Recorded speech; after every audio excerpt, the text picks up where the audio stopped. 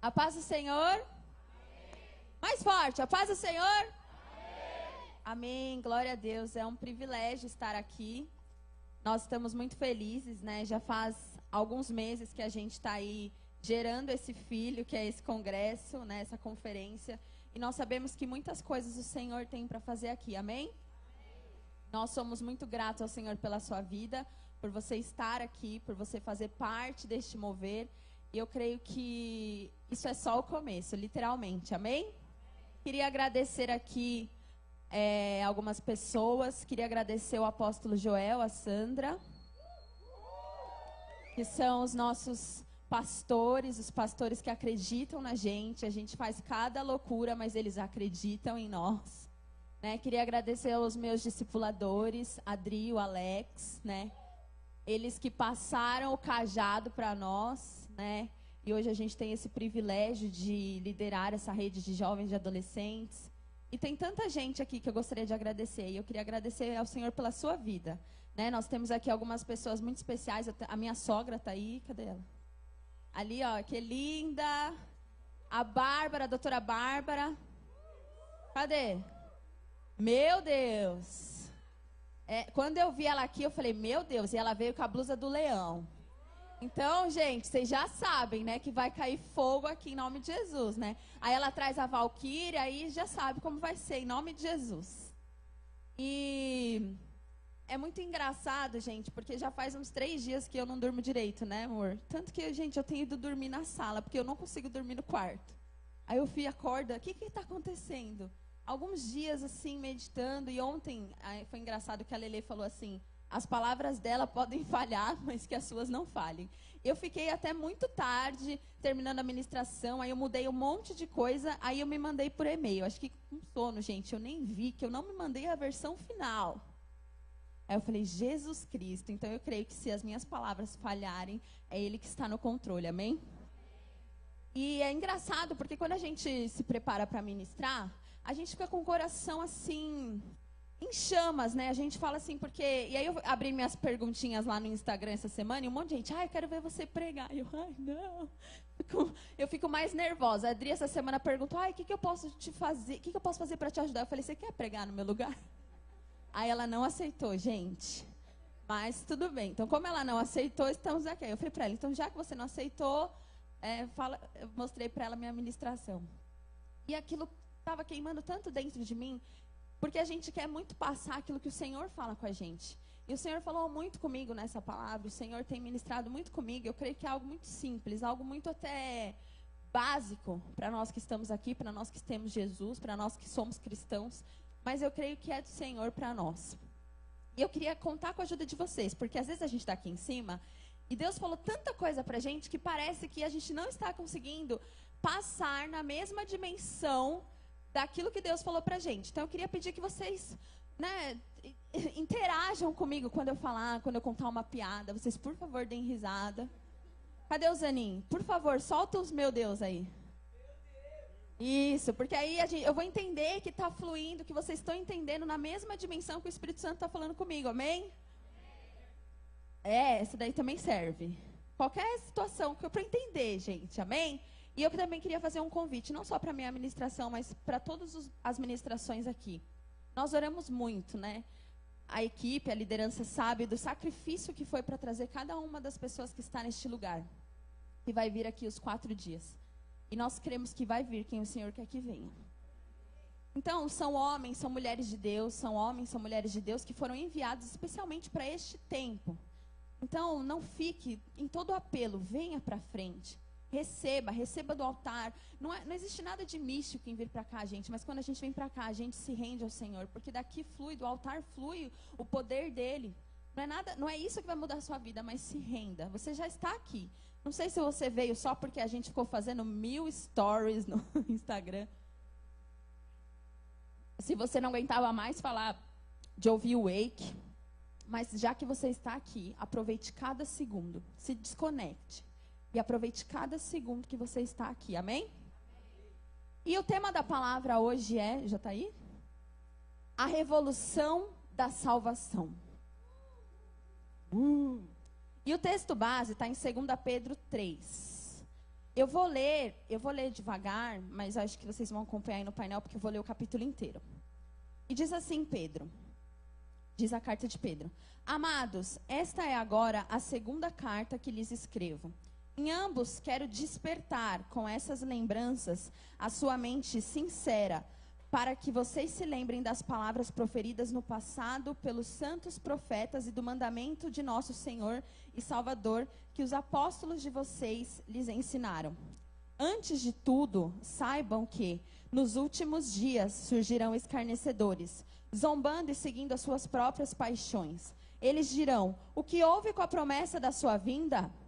Desde que os antepassados morreram, tudo continua como desde o princípio da criação.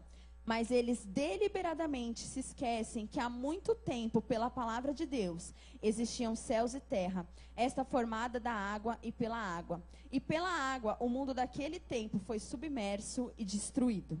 Pela mesma palavra, os céus e a terra que agora existem estão reservados para o fogo, guardados para o dia do juízo e para a destruição dos ímpios. Não se esqueçam disto, amados. Para o Senhor, um dia é como 1000 anos, e 1000 anos como um dia. O Senhor não demora em cumprir a sua promessa, como julgam alguns. Pelo contrário, é paciente com vocês, não querendo que ninguém pereça, mas que todos cheguem ao arrependimento. Diga todos. O dia do Senhor, porém, virá como ladrão. Os céus desaparecerão com um grande estrondo. Os elementos serão desfeitos pelo calor e a terra, tudo o que nela há, será desnudada. Visto que tudo será assim desfeito, que tipo de pessoas é necessário que vocês sejam? Vivam de maneira santa e piedosa, esperando o dia de Deus e apressando a sua vinda. Naquele dia, os céus serão desfeitos pelo fogo e os elementos derreterão pelo calor. Todavia, de acordo com a sua promessa, esperamos novos céus e nova terra, onde habita a justiça. Diga, justiça. Portanto, amados, enquanto esperam estas coisas, empenhem-se para serem encontrados por Ele em paz, imaculados e inculpáveis. Tenham em mente que a paciência de nosso Senhor significa salvação, como também o nosso amado Paulo lhes escreveu que a sabedoria que Deus lhe deu. Ele escreve da mesma forma em todas as suas cartas, falando nelas destes assuntos. Suas cartas contêm algumas coisas difíceis de entender, as quais os ignorantes e instáveis torcem, como também fazem com as demais escrituras, para a própria destruição deles. Portanto, amados, sabendo disso, guardem-se para que não sejam levados pelo erro dos que não têm princípios morais, nem percam sua firmeza e caiam. Cresçam, porém, na graça e no conhecimento de nosso Senhor e Salvador Jesus Cristo. A Ele seja a glória, agora e para sempre. Amém. Você pode aplaudir ao Senhor? E eu não quero que você se assuste, eu não vou fazer nenhuma palavra aqui apocalíptica, mas a gente precisa falar que Jesus, ele vai voltar. Nós estamos aqui, nós estamos vivendo este mundo, mas Jesus vai voltar. E o que eu quero dizer para você, o que eu quero perguntar para você nesta manhã é a mesma coisa que Pedro perguntou nessa carta. Que tipo de pessoas vocês têm sido? O que nós temos feito enquanto nós aguardamos a vinda do Senhor? E é sobre isso que eu quero falar hoje. E essa carta, gente, ela é uma carta de advertência. Então você vê até ali no finalzinho que ele fala assim que as pessoas elas têm desvirtuado, meu Deus, fugiu a palavra, distorcido as palavras que Paulo escrevia. Então era uma advertência. E aí Pedro, ele traz à memória as pessoas, as coisas que tinham acontecido no passado, coisas muito importantes. E entre elas eu quero dizer para vocês um acontecimento, quero trazer à memória um acontecimento que todos nós conhecemos muito, que é o dilúvio. Quem se lembra do dilúvio? Amém? E esse foi um dia em que Deus resetou a terra. Então, a palavra fala, eu não vou ler, porque só o dilúvio ele ocupa 4 capítulos da Bíblia, então você leia na sua casa, em Gênesis 5. Mas é uma história que a gente sempre ouviu, né? A gente sempre ouviu quando a gente era criança, a Arca de Noé. E o Senhor falou muito comigo através dessa história. É isso que eu quero tentar passar para vocês aqui. Então, Noé, gente, naquela época, a terra estava assim, caos. Né? E aí Deus olhou para aquilo que ele tinha feito. Olhou para a criação dele vivendo coisas tão erradas, vivendo coisas tão ruins, que ele se arrependeu de ter criado o homem. Deus olhou e falou assim: eu me arrependi de ter criado o homem. O homem, a criação perfeita do Senhor, a terra, ele criou tudo isso para o nosso desfrute e ele se arrependeu. E a Bíblia fala que aquilo cortou o coração de Deus. Porque ele sempre nos amou, mas ele se arrependeu de ter criado o mundo. Só que ele viu em um homem. E a versão que eu peguei da Bíblia me marcou muito, porque ela usa a palavra benevolência. Ele viu em um homem benevolência. Benevolência suficiente para salvar ele e a sua família. E o que eu quero perguntar para vocês hoje é: será que Deus tem visto benevolência em você? Será que você é alguém para quem Deus pode olhar e enxergar graça, enxergar benevolência? Porque naquele tempo, e se a gente for voltar, nós não estamos muito diferentes. Eu creio que o mundo, gente, ele está de mal a pior. A gente tem vivido situações inimagináveis. A gente tem vivido situações de destruição, em que o homem, eu creio muito que também nesses tempos, o homem tem realmente mostrado o que verdadeiramente está no coração dele. Né? O coração do homem é mau, é propenso para o mal. Então, ontem mesmo, enfim, o neto do Lula morreu e as pessoas comemoraram isso. Algumas pessoas comemoraram. E eu fiquei chocada. Não sei se vocês também ficaram, mas vocês ficaram chocados tanto quanto eu? As pessoas comemoraram a morte de uma criança de 7 anos. E uma das mulheres que postou lá, ela falou assim: pelo menos uma notícia boa. Aí uma pessoa, acho que assim, porque às vezes a gente não quer acreditar que as pessoas são capazes de falar esse tipo de coisa. Ela falou assim: olha, eu acho que você se enganou. Quem morreu não foi o Lula ou o filho dele, foi o neto. E ela falou: não, eu não me enganei não. É menos um que cresceria sendo corrupto. Isso, gente, só revela, e uma coisa que eu queria muito falar aqui com vocês, abrir meu coração. A internet, ela levantou muita gente, a internet mostra o quanto o coração do homem é mau. Não sei se vocês já viram isso, mas hoje os famosos, eles têm perfis no Instagram. Não é raro a gente entrar no perfil, não é raro ter escândalos na internet que alguém vai lá no perfil do famoso e fala mal. Então, sei lá, a menina posta uma foto bonita, aí uma pessoa vai lá e fala assim: nossa, você tá ridícula. Só que aí você pensa, será que essa pessoa pessoalmente teria coragem de falar? Você passa às vezes no metrô, você vê uma pessoa ridícula e você fala para ela assim: nossa, você tá ridícula, para uma pessoa que você nem conhece? A gente não faz isso, mas a internet, como as pessoas estão de fora da internet, como elas não estão vendo, é como se elas criassem uma força diferente e elas saem falando tudo o que elas querem. A minha mãe sempre fala que caneta e papel aguenta tudo, internet aguenta tudo. As pessoas, é realmente terra de ninguém. As pessoas acham que elas podem falar o que elas quiserem, fazer o que elas fizerem e que está tudo bem. E isso revela o quão o mundo está sujo, o quanto a igreja precisa se levantar para ser relevante. A gente tem falado tanto de relevância, mas é por essas coisas que a igreja precisa ser relevante.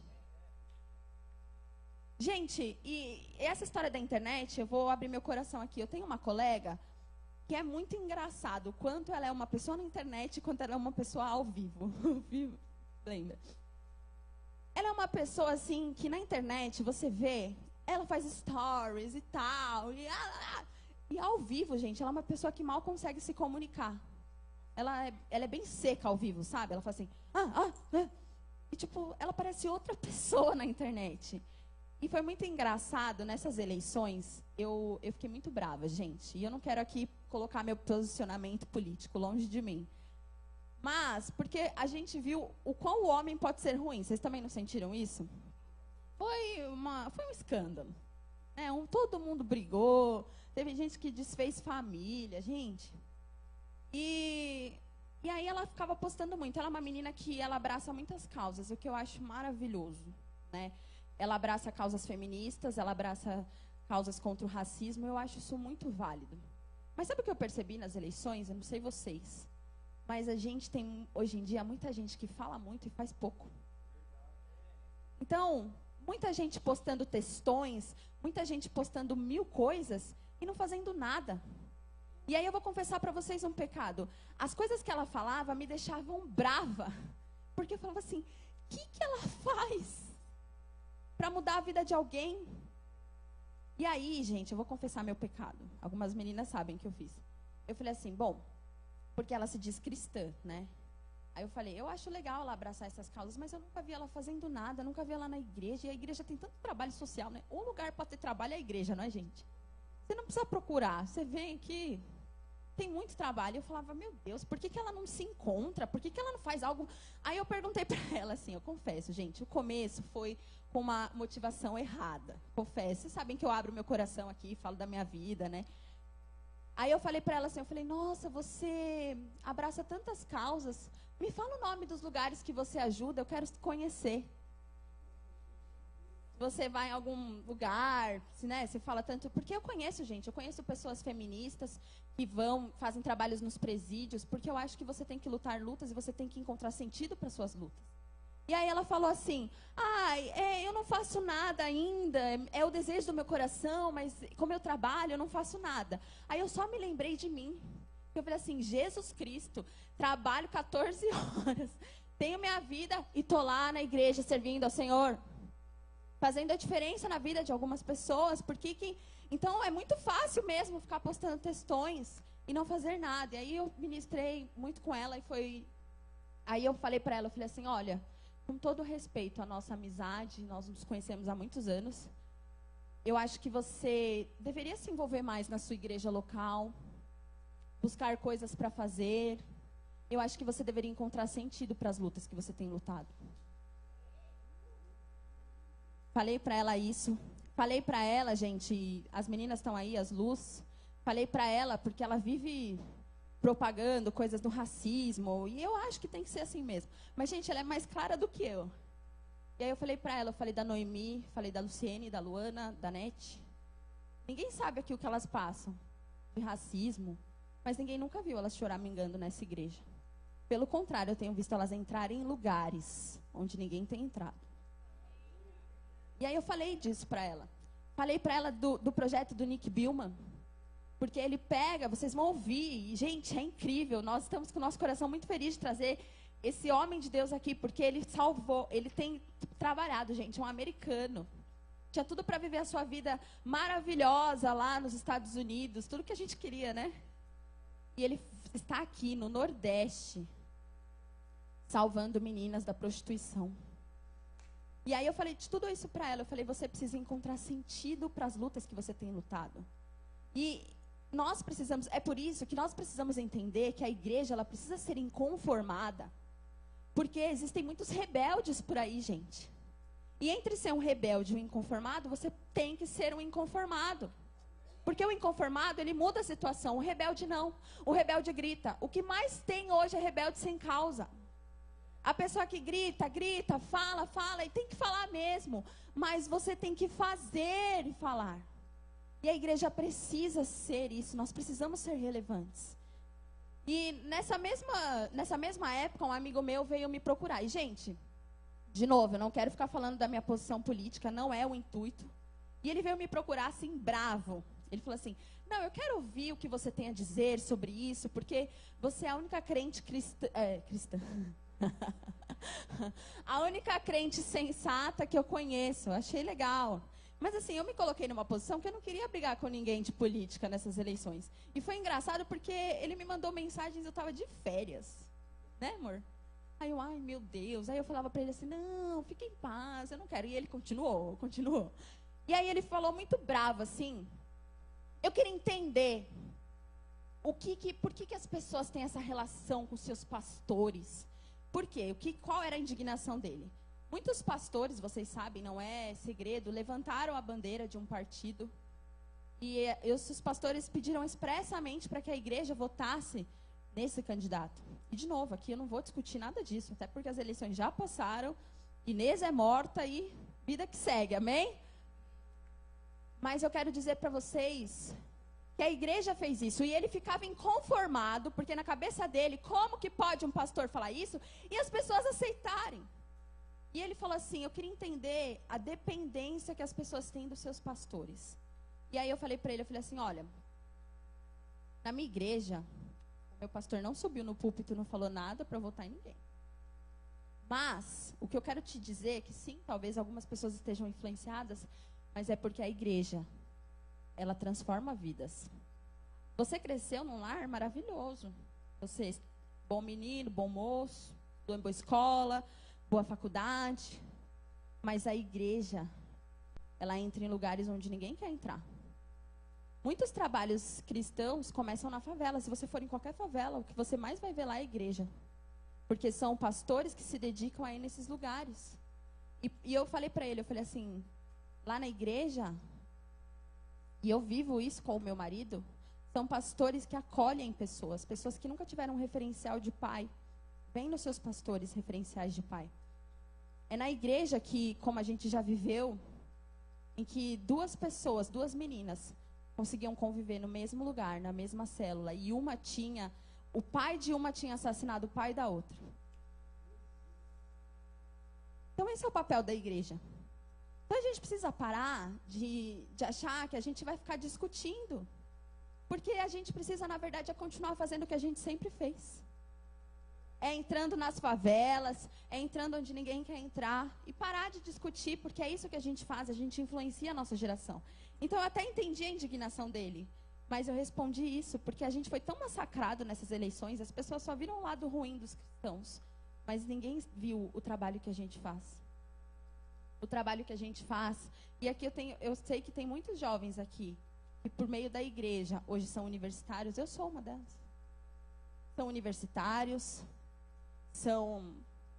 trabalham, deixaram as coisas, o que era mais fácil. Aqui talvez você tenha encontrado um pai, um amigo.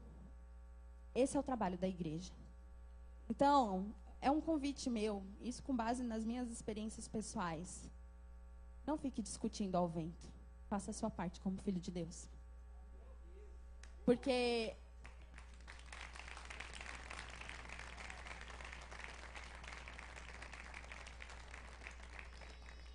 precisa se levantar uma geração diferente.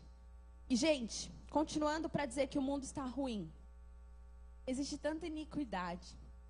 Existe tanta coisa ruim, como eu falei sobre essas coisas. Pessoas, umas ferindo as outras. E neste exato momento, agora são 11 horas da manhã. Já existem pessoas que foram mortas. Vítimas do carnaval. A essa hora da manhã, existe uma centena de jovens, e a gente não precisa ir muito longe, bem perto daqui, ó, que já entraram em coma alcoólico, que estão se gabando por 11 horas da manhã beberem e não serem considerados alcoólatras, que já se prostituíram, existem casamentos sendo desfeitos agora, existem tantas coisas ruins acontecendo. E eu creio que não é muito diferente daquilo que Deus viu quando Ele decidiu destruir a terra. Mas Deus salvou Noé, amém? E aí Deus falou para Noé fazer a arca. E Deus viu benevolência em Noé. E essa palavra me marcou muito, eu vou usar muito, porque além de bonita, ela demonstra algo muito bom. Ele viu um coração bondoso, um coração inclinado totalmente para o Senhor na vida de Noé. E Deus decidiu salvar Noé e a sua família.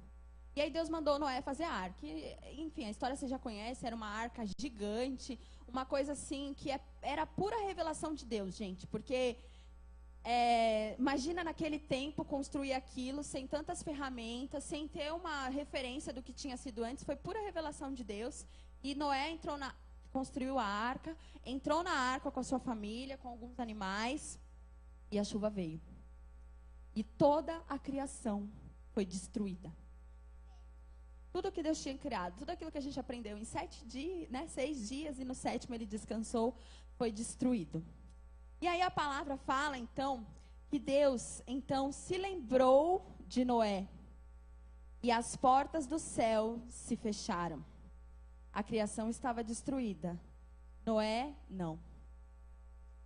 E aí, então, Noé faz lá os testes, né? Gente, a história é muito grande, então depois vocês leem. Eles fazem lá os testes para ver se já tinha baixado as águas, porque vocês imaginam quanto tempo não deve ter ficado, né? Quanta água não tinha. Às vezes a gente acha que Deus esqueceu da promessa, porque chove tanto, tem tanta coisa, desastre natural. Mas vocês imaginem como não ficou a terra com tanta chuva.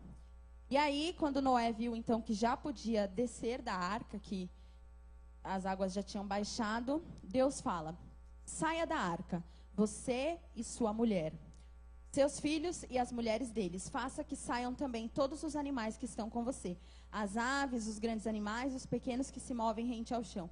Faça-os sair para que espalhem pela terra, sejam férteis e multipliquem. Então Deus resetou a terra, mas uma nova criação começou.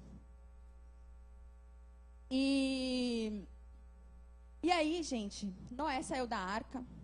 E sabe o que Noé fez? Ele fez um sacrifício ao Senhor.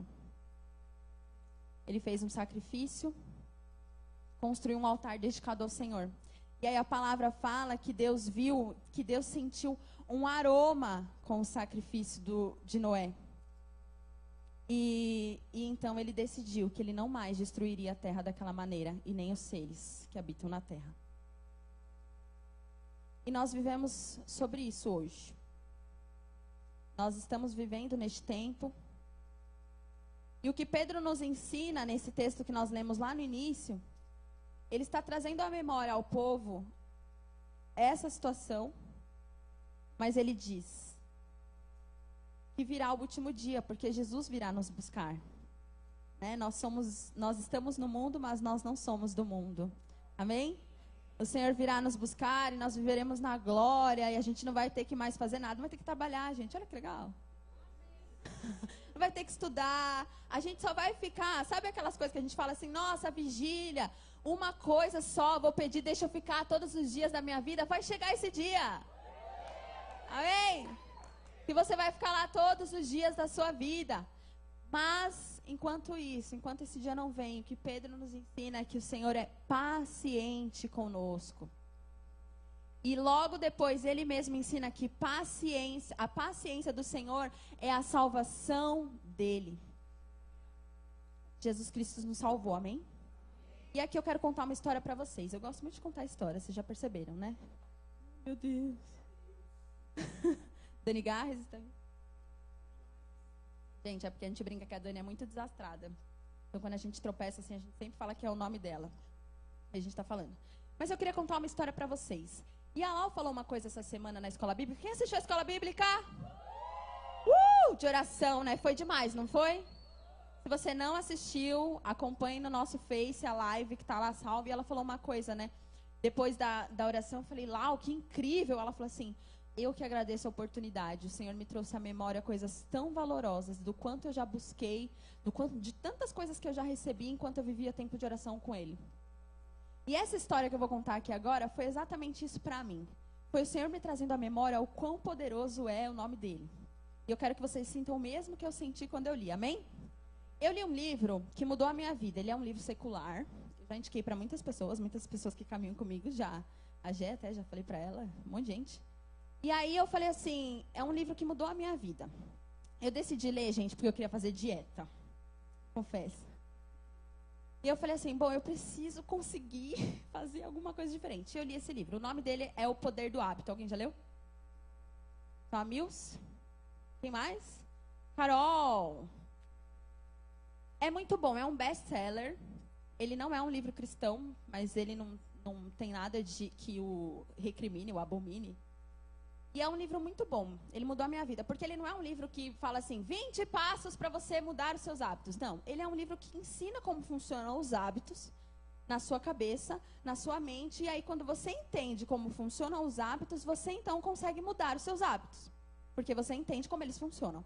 E é muito legal, gente. Se vocês tiverem oportunidade, leiam. Eu só não vou falar que eu vou emprestar o meu, porque eu gosto tanto dele que eu quero ele ter em casa sempre. Mas se você quiser, você pode comprar.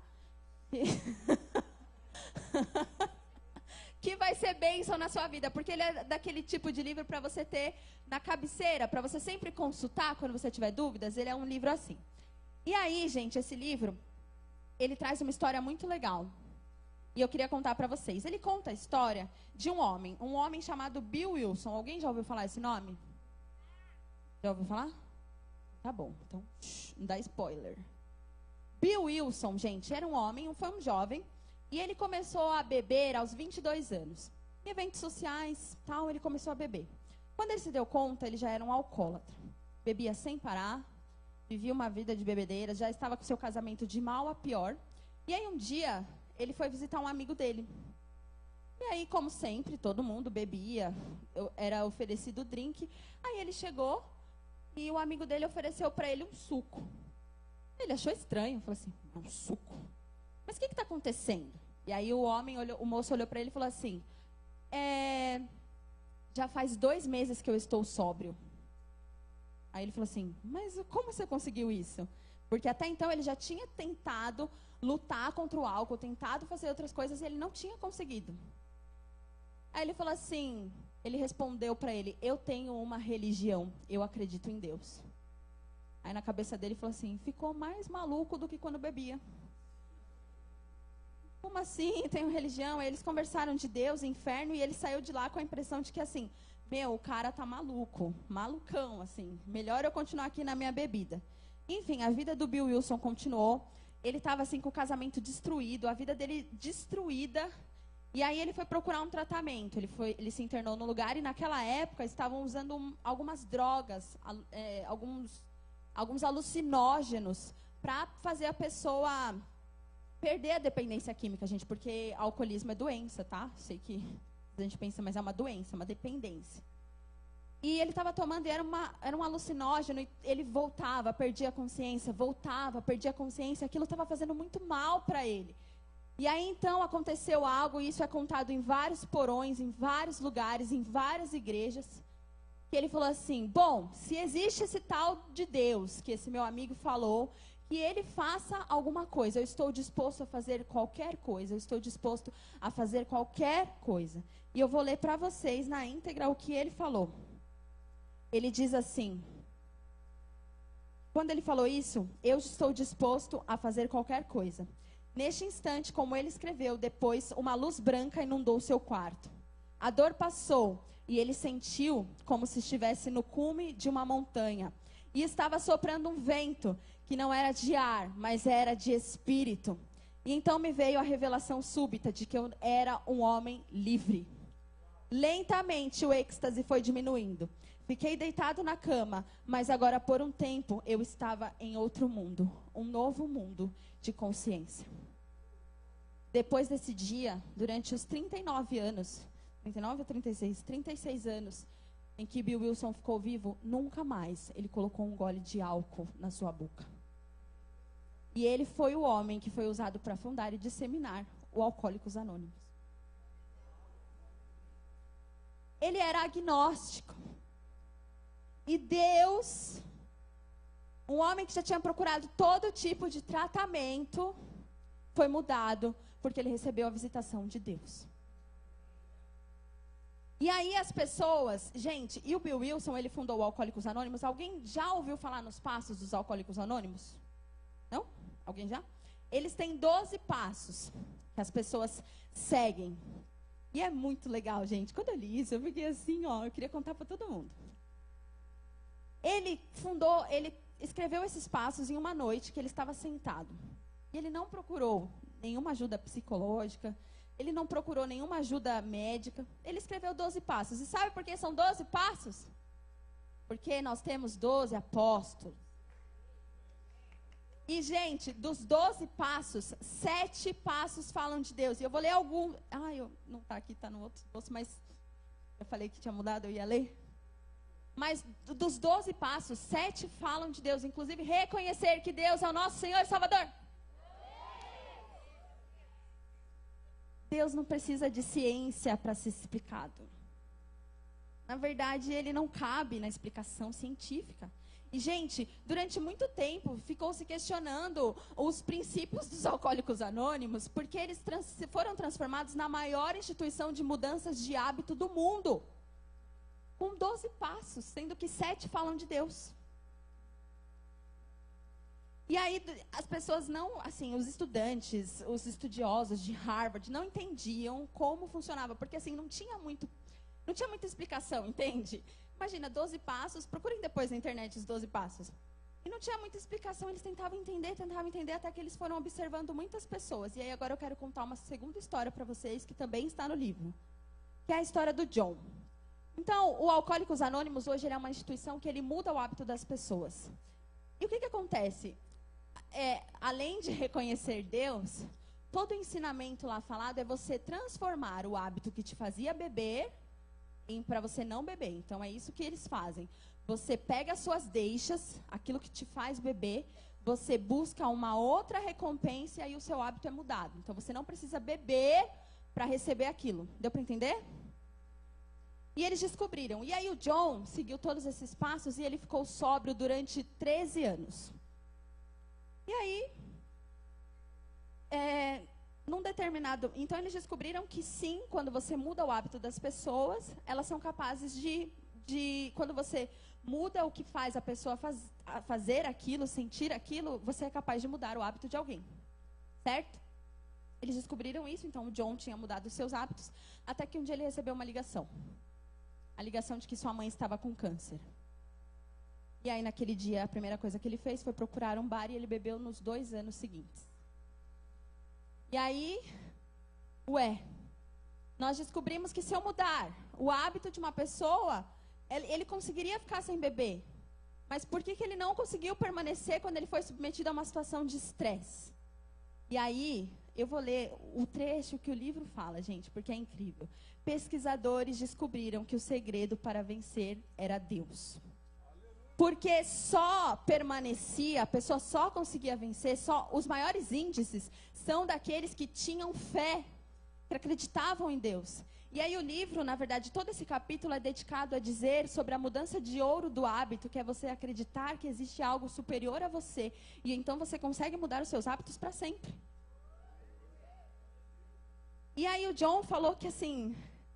E aí ele voltou para o Alcoólicos Anônimos, e ele voltou porque, na verdade, em uma das suas bebedeiras, ele sofreu um acidente, e ele não quase matou seu filho, mas ele sofreu um acidente tão grave, que os policiais mostraram para ele como tinha ficado o carro, e da forma como estava, se tivesse alguém no banco dianteiro, a pessoa teria morrido, e naquele banco sempre andava o filho dele. Então ele decidiu voltar a buscar ajuda antes que ele matasse o filho dele. E é claro, gente, é um livro secular. O livro fala todas essas coisas de Deus, mas é claro que o livro não atribui exclusivamente a Deus tudo isso. É um livro secular, é um livro que, na verdade, traz dados apenas. Mas o John falou uma frase, e eu vou ler também na íntegra o que ele falou. Porque perguntaram para ele assim, mas o que te faz, né? Como é que você tem conseguido viver sóbrio, então, depois disso? Ele falou assim... Não sei se é Deus ou outra coisa, mas tem um poder que tem me ajudado a continuar sóbrio há 7 anos, e eu tenho respeito por ele. Não acordo sóbrio toda manhã, quer dizer, faz 7 anos que eu não bebo, mas às vezes acordo de manhã sentindo que esse é o dia em que eu vou me render. Nesses dias eu procuro o poder supremo e eu venço. Esse é o nosso Deus. Esse é o Deus que faz com que uma pesquisa descubra que o segredo para você vencer um hábito ruim, você vencer um vício, é Deus. E a gente às vezes se esquece desse poder de Jesus. A gente já está tão acostumado, mas esse é o Deus que muda as nossas vidas. E ele mudou a vida do Bill Wilson, ele mudou a vida do John, e hoje muitos são mudados pelos passos seguidos pelos Alcoólicos Anônimos, que foi fundado por um agnóstico, que recebeu a visitação do Espírito Santo de Deus e teve a sua vida transformada. A promessa continua, porque o Senhor, Ele tem sobre nós paciência. E essa paciência, ela representa a salvação do Senhor. O Senhor disse que não destruiria mais a terra, né, até o dia que Ele voltar. E Ele vai voltar. E enquanto isso, você tem vivido esse Jesus? Esse Jesus dessa transformação? O Jesus que vai contra toda a ciência. Por isso que a gente precisa parar de ficar tentando encontrar explicações para as coisas que não têm explicações. Deus não cabe na ciência. Ele vai além. Ele vai além porque Ele quer mostrar mesmo que Ele veio para fazer a diferença. E Ele transforma a vida das pessoas. As pessoas conseguem se mudar os seus hábitos. Mas elas só vão permanecer quando elas entenderem que existe alguém superior a elas, que é quem dá força todos os dias. Amém? E eu queria dizer para vocês, e agora sim eu quero entrar na palavra. Amém? Olha o tempo. Que o Senhor viu benevolência em Noé. E nós também estamos aqui neste mundo, nós estamos vivendo. E a palavra fala que quando Jesus voltar, ela compara a volta de Jesus como foram nos dias de Noé. Davi Maia vai estar aqui e ele vai cantar. Como foi nos dias de Noé, assim também será a volta de Cristo.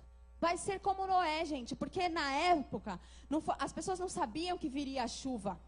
As pessoas estavam lá, vivendo as suas vidas, igual a gente está aqui, vivendo as nossas vidas, vivendo, trabalhando, estudando, casando. E aí, quando o dilúvio veio, destruiu a terra. E assim vai ser a volta de Cristo. Nós não sabemos nem o dia e nem a hora, mas Ele virá, amém? E como é que nós temos vivido?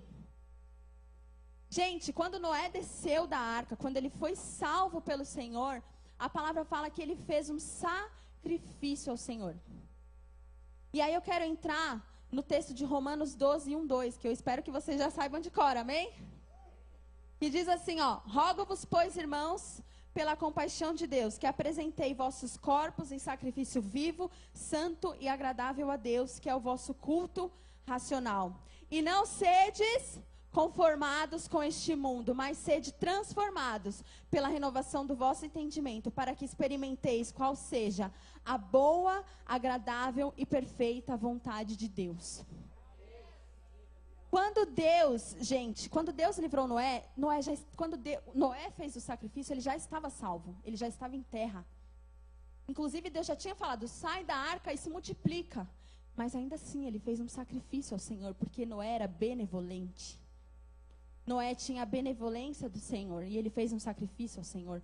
O preço já foi pago, Jesus já morreu na cruz por você e por mim. Mas Ele precisa que nós sejamos como sacrifícios vivos. Você tem sido um sacrifício vivo nas mãos do Senhor? Você tem sido a pessoa que vai ser, mas como eu posso ser um sacrifício vivo? E eu quero explicar para vocês. Aqui, quando Paulo escreve isso, ele também está dando uma advertência para que nós... As pessoas estavam muito acostumadas com o sacrifício do Velho Testamento, do sacrifício da lei mosaica.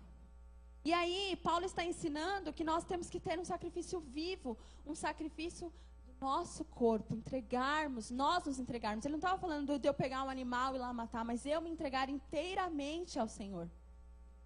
Então, quando você fala que você quer ser um sacrifício vivo, tudo tem que ser um sacrifício vivo ao Senhor. O seu corpo inteiro. Sabe o que a gente faz? Às vezes a gente fala assim, Senhor, eu quero ser um sacrifício. Eu quero que o Senhor tenha a minha vida. A minha vida é tua. Mas algumas coisas a gente segura pra gente. A gente fala, não, Senhor, disso aqui eu cuido. Da minha vida sentimental eu cuido. Da minha vida financeira eu cuido.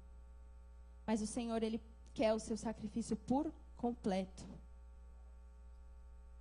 E um sacrifício santo. Sacrifício separado. Nós somos a geração separada. Eu gosto muito de uma frase que a Luana usa. As pessoas questionam ela. Mas eu posso fazer isso, eu posso fazer aquilo. E ela fala assim, eu só queria entender uma coisa. Você tem cara de crente? As pessoas olham para você e você fazendo isso, você vai continuar com cara de crente ou você vai continuar com a mesma cara que o mundo tem? Então, eu e você, nós precisamos ser santos. As pessoas precisam ver algo diferente em nós. E um sacrifício agradável. A palavra fala que o sacrifício que Noé fez agradou o Senhor. Subiu como um aroma suave.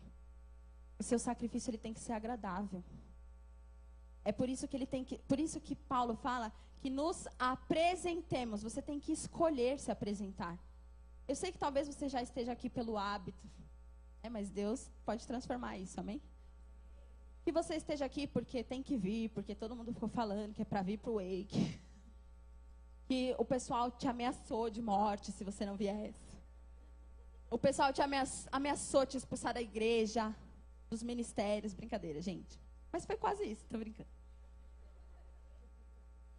Mas você precisa se entregar.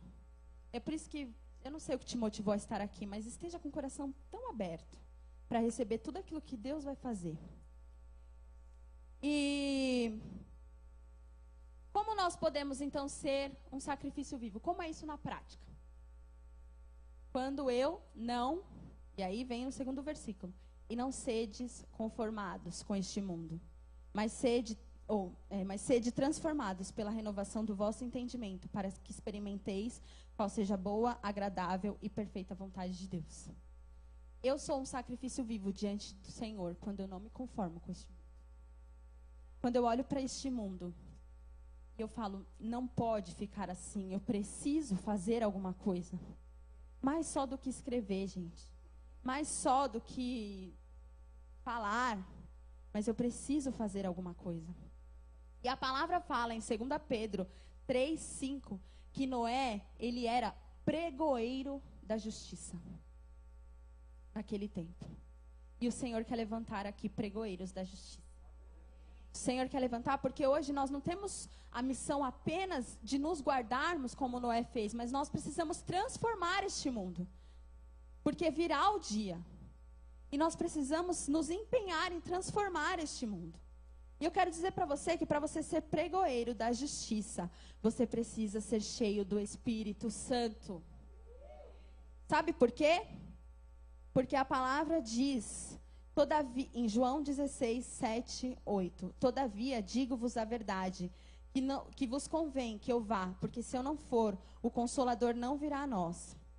Mas quando eu for, vou-lo enviarei, e quando ele vier, convencerá o mundo do pecado, da justiça e do juízo.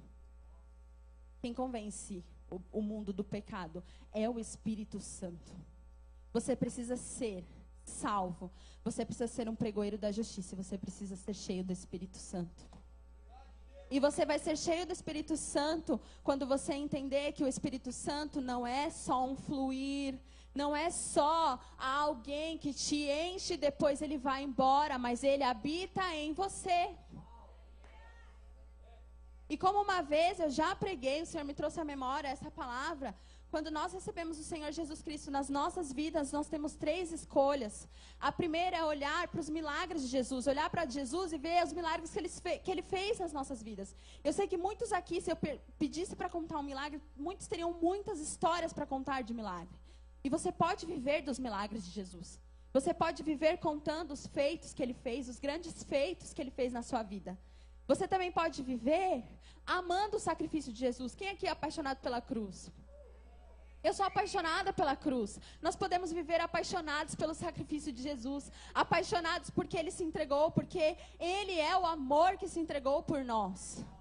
Mas você também pode ser participante da glória dEle, sendo o templo que o Espírito Santo habita para trazer transformação.